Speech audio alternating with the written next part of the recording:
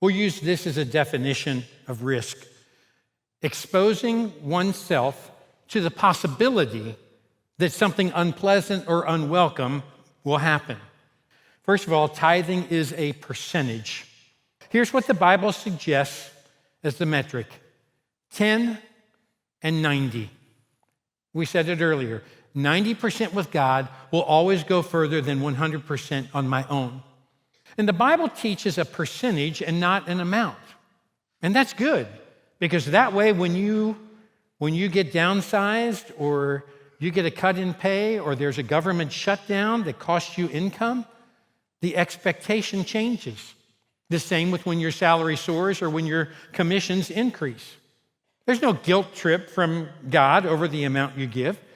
He just shares his expectation of 10% so that everyone can do their part. Tithing is to be a priority. So it's a percentage, it's a priority. We give to him first. We start with him rather than just flippantly giving him whatever's left at the end of the paycheck. And tithing also includes a promise. God invites you to test him in the tithe. Christians should be known as people who are quick to step up to the plate. If God says to test him by tithing of our income, then that should be our natural response. We obey. Someone said God's love language is obedience. But I wonder if instead God feels like we're always looking for loopholes. Here's one excuse that we give. Well, tithing is an Old Testament concept, and we're New Testament Christians. And if tithing were no longer a New Testament practice, then this would have been the perfect time for Jesus to say, hey, you know what? Forget all that tithing stuff. That's old covenant. You just give whatever it is that you feel like giving. But he doesn't say that.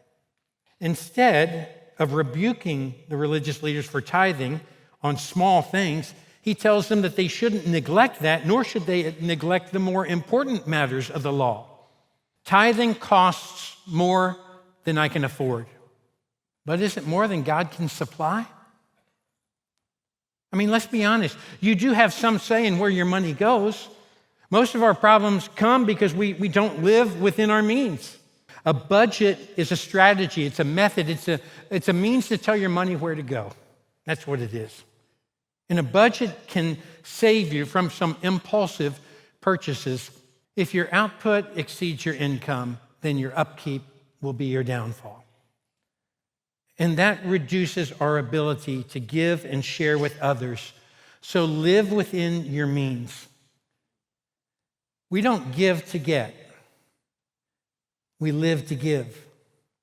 And tithing isn't about God getting something from us. It's about God doing something in us. Tithing demonstrates trust in God through our hilarious giving. We're so joyful about it. We're happy to share it. Tithing is an act of obedience. And when you choose to give the first 10% of your income to the Lord, you're saying, I believe, God, you can do more with that 90% than I could do if I had 100%. But maybe your giving might play a role in one of your friends coming to Christ. So if you're not currently tithing, test God and try it.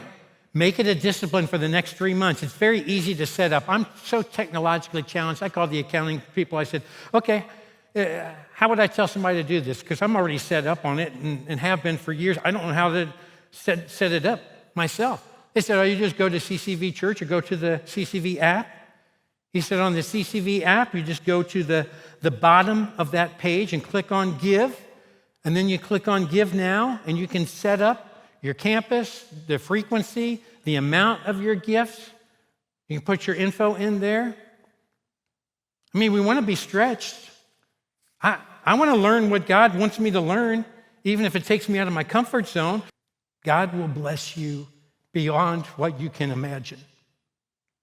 You will experience God's creativity. If you tithe, you will experience great joy, and it is contagious. As crazy as it sounds, no spiritual discipline has brought me more fulfillment in my life than tithing and giving. No biblical command has brought me more personal joy. No spiritual habit has motivated me to take my eyes off of my own selfish desires and place them on the needs of others around me.